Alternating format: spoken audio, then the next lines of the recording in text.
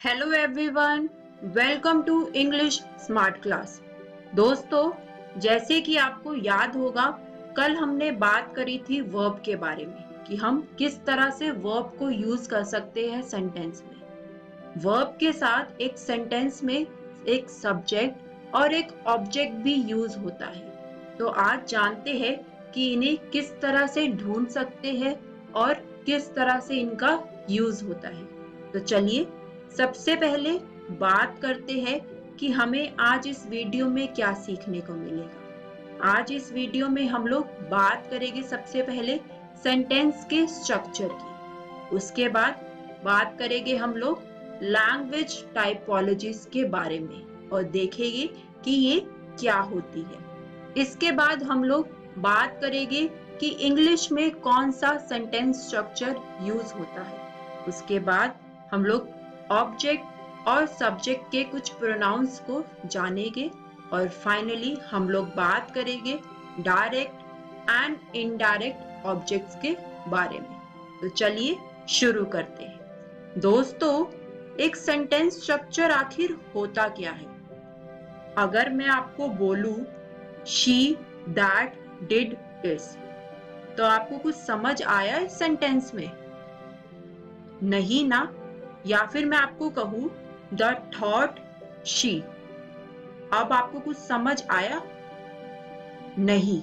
और वो इसलिए क्योंकि आपको पता नहीं लग रहा कि मैं किस बारे में बात कर रही हूँ और क्या बात कर रही हूँ, क्योंकि इस सेंटेंस में मैंने सही से सब्जेक्ट, ऑब्जेक्ट या फिर वर्ब को यूज नहीं किया है। और इसीलिए एक सेंटेंस का स्ट्रक्चर होना बहुत जरूरी है। बात करते हैं एक सेंटेंस में आखिर होता क्या क्या है। एक सेंटेंस में होता है subject plus verb plus object. अब जो हमारी सब्जेक्ट होती है वो होती है हमारी पर्सन डूइंग एक्टिविटी, यानी सब्जेक्ट हमें बताता है उस इंसान के बारे में जो एक्टिविटी कर रहा है। वर्ब यानी कि वो एक्टिविटी, यानी कि जो पर्सन एक्टिविटी कर रहा है वो हमें वर्ब बताती है। और ऑब्जेक्ट हमें बताता है thing on which activity is done, यानी कि वो चीज जिस पर वो एक्टिविटी हो रही है। यानी कि सब्जेक्ट वर्ब ऑब्जेक्ट, इससे बनता है एक सेंटेंस। इसका एक एग्जाम्पल देखते हैं ताकि आपको और अच्छे से समझ आए। हमारा एग्जाम्पल है एंडी एट फिश। इस सेंटेंस में आप मुझे बताइए क्या हमारा सब्जेक्ट है, क्या हमारी वर्ब है और ऑब्जेक्ट हमारा कौन सा है। इस सेंटेंस में हमारा सब्जेक्ट है एंडी, वो काम कर रहा है। क्या काम कर रहा है वो? एट, वो खा रहा है। तो ये हुई हमारी वर्ब। और क्या खा रहा है? वो खा रहा है फिश। तो ये हुआ हमारा ऑब्जेक्ट। चलिए अब बात करते हैं लैंग्वेज टाइपोलॉजीज की।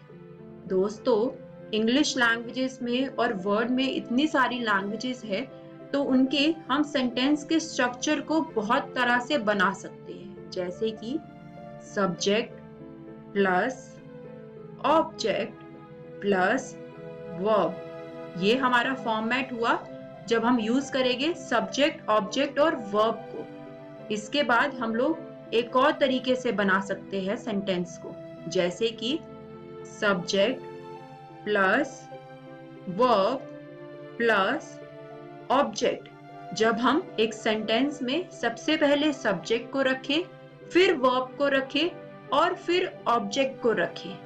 एक और तरीके से सेंटेंस बन सकता है, वो है जब हम सबसे पहले यूज करें वर्ब, फिर सब्जेक्ट और फिर ऑब्जेक्ट। तो ये हुआ हमारा वर्ब सब्जेक्ट ऑब्जेक्ट। इन तीनों में ही जो सबसे ज्यादा यूज होता है सेंटेंस को बनाने में, सेंटेंस के स्ट्रक्चर में, वो है सब्जेक्ट ऑब्जेक्ट वर्ब या फिर सब्जेक्ट वर्ब एंड ऑब्जेक्ट। अगर हम बात करें इंग्लिश लैंग्वेज की, तो इंग्लिश लैंग्वेज में यूज होता है subject plus verb plus object. ये फॉर्मेट हम लोग यूज करते हैं इंग्लिश लैंग्वेज के सेंटेंस के स्ट्रक्चर में। दोस्तों, क्या आपको पता है कि और कौन कौन सी लैंग्वेजेस में ये फॉर्मेट यूज होता है? चलिए मैं आपको बताती हूँ। ये फॉर्मेट यूज होता है इंग्लिश, ग्रीक, फ्रेंच और कुछ और लैंग्वेजेस में। यानी इन सभी लैंग्वेजेस में हम लोग सेंटेंस को क्रिएट करने के लिए सब्जेक्ट सबसे पहले, फिर वर्ब और फिर ऑब्जेक्ट को यूज करते हैं। दोस्तों, कभी कभी सेंटेंस में ऑब्जेक्ट यूज ही नहीं होता। जैसे कि हमारा ये एग्जाम्पल है, द बॉय स्लेप्ट। इस सेंटेंस में जो हमारा बॉय है वो है हमारा सब्जेक्ट और स्लेप्ट यानी वो सो गया, वो है हमारा वर्ब। तो आपने देखा कि किस तरह से इस सेंटेंस में ऑब्जेक्ट की हमें जरूरत ही नहीं पड़ी। अब बनाते हैं दोस्तों एक चार्ट, जिसमें एक तरफ है हमारे पास सब्जेक्ट प्रोनाउंस और दूसरी तरफ है हमारे पास ऑब्जेक्ट प्रोनाउंस। सब्जेक्ट प्रोनाउन में है हमारे पास आई, तो ऑब्जेक्ट प्रोनाउंस में हमारे पास है मी। इसका मतलब जब हम खुद के बारे में बात करेंगे, एज अ सब्जेक्ट यूज कर रहे हैं अपने आप को, तो हम यूज करेंगे आई। लेकिन अगर हम अपने आप को एज अ ऑब्जेक्ट यूज कर रहे हैं तो हम वहां पर यूज करेंगे मी। इसके बाद है सब्जेक्ट में हम यूज करेंगे यू जब हम किसी दूसरे के बारे में बात करेंगे। वही ऑब्जेक्ट में भी हम लोग यूज करेंगे यू को ही। इसके बाद ही, शी, इट, ये यूज होएगा हमारे सब्जेक्ट के लिए जब हम किसी थर्ड पर्सन के बारे में बात करेंगे। और ऑब्जेक्ट में यूज होएगा हिम, हर, इट। अब है हमारे पास सब्जेक्ट में है वी, तो ऑब्जेक्ट में भी हम लोग यूज करते हैं वी। ये दोनों सब्जेक्ट और ऑब्जेक्ट के लिए सेम रहेगा। वही जब हम किसी और के बारे में बात कर रहे हैं, बहुत सारे लोगों को डिनोट कर रहे हैं, तो वहां पर हम सब्जेक्ट में यूज करते हैं दे और ऑब्जेक्ट में यूज करते हैं देम। तो ये है हमारे subject pronouns and object pronouns. चलिए इसके एग्जाम्पल देखते हैं। पहला एग्जाम्पल है हमारे पास, he is speaking to me. इस सेंटेंस में हमें कोई पर्टिकुलर नेम नहीं दिया गया, तो इस सेंटेंस में हमारा सब्जेक्ट और ऑब्जेक्ट क्या होगा? हमारा सब्जेक्ट इस सेंटेंस में होगा ही और ये है हमारा सब्जेक्ट प्रोनाउन। वही इस सेंटेंस में अगर हम ऑब्जेक्ट की बात करें तो वो है हमारा मी और ये हुआ हमारा ऑब्जेक्ट प्रोनाउन। चलिए एक और एग्जाम्पल देखते हैं। ये एग्जाम्पल हमें बोल रहा है, they are listening to him. इस सेंटेंस में अगर हम लोग हमारे सब्जेक्ट प्रोनाउन की बात करें तो वो है दे, ये है हमारा सब्जेक्ट प्रोनाउन। और वही हमारा ऑब्जेक्ट प्रोनाउन है हिम, तो ये हुआ हमारा ऑब्जेक्ट प्रोनाउन।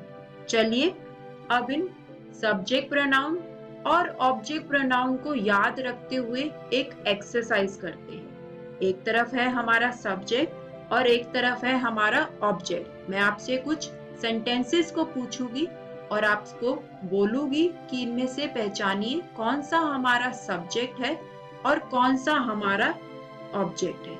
हमारा पहला सेंटेंस है, नैन्सी लॉस्ट हर वॉलेट। तो बताइए इसमें हमारा सब्जेक्ट कौन सा है? यस, हमारा सब्जेक्ट है नैन्सी। अब इसमें ढूंढिए कि हमारा ऑब्जेक्ट कौन सा है। हमारा ऑब्जेक्ट है इस सेंटेंस में वॉलेट। एक और सेंटेंस देखते हैं, Jennifer and Emily bought a doll for Cindy's birthday. अब आप बताइए इस सेंटेंस में हमारा सब्जेक्ट कौन सा है? यस, इस सेंटेंस में हमारा सब्जेक्ट है जेनिफर एंड एमिली। और इस सेंटेंस में अगर मैं आपसे पूछूं कि हमारा ऑब्जेक्ट कौन सा है, यस, हमारा ऑब्जेक्ट है डॉल। तो इसी तरह से आपको एक सेंटेंस में सब्जेक्ट और ऑब्जेक्ट को ढूंढना होगा। बात करते हैं अब दोस्तों डायरेक्ट एंड इनडायरेक्ट ऑब्जेक्ट की। पहले इसकी डेफिनेशन पढ़ते हैं। In an English sentence the subject and verb usually comes before the direct and indirect objects. एक इंग्लिश सेंटेंस में जो सब्जेक्ट है और जो वर्ब है वो हमेशा डायरेक्ट या फिर इनडायरेक्ट ऑब्जेक्ट से पहले आती है। इसके कुछ एग्जाम्पल्स देखते हैं ताकि आपको और अच्छे से समझ आए।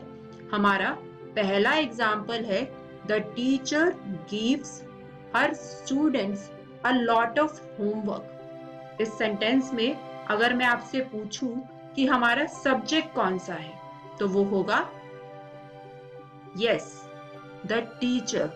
ये है हमारा सब्जेक्ट। वही अब मैं आपको बोलूं कि आप ढूंढे इस सेंटेंस में हमारी वर्ब कौन सी है।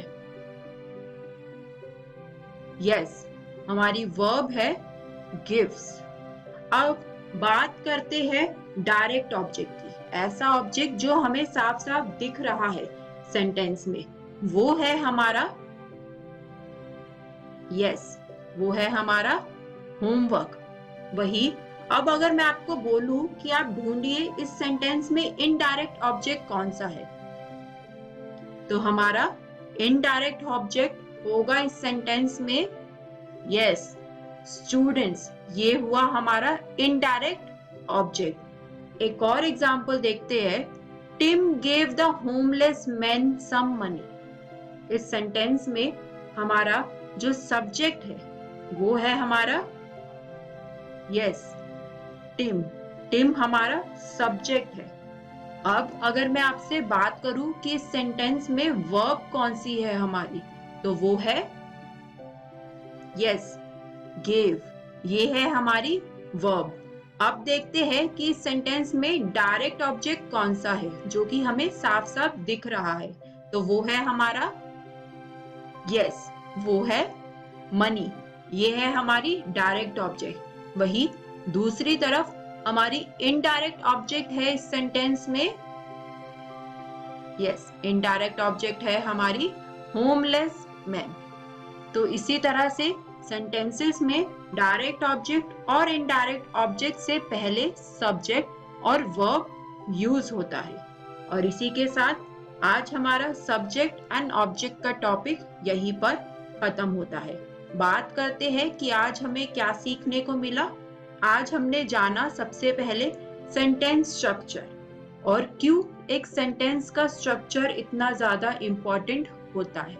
इसके बाद हमने बात करी लैंग्वेज टाइपोलॉजीज के बारे में और देखा कि एक सेंटेंस को हम लोग अलग अलग तरीके से बना सकते हैं और जाना कि इंग्लिश में जो यूज होता है वो होता है सब्जेक्ट प्लस वर्ब और प्लस ऑब्जेक्ट। इसके बाद हमने बात करी सब्जेक्ट प्रोनाउंस की और ऑब्जेक्ट प्रोनाउंस के बारे में और फाइनली हमने जाना कि डायरेक्ट और इनडायरेक्ट ऑब्जेक्ट कौन से होते हैं। इससे अगली वीडियो में हम लोग बात करेंगे सेंटेंस के फॉर्मेशन की। तो दोस्तों मिलते हैं नेक्स्ट वीडियो में।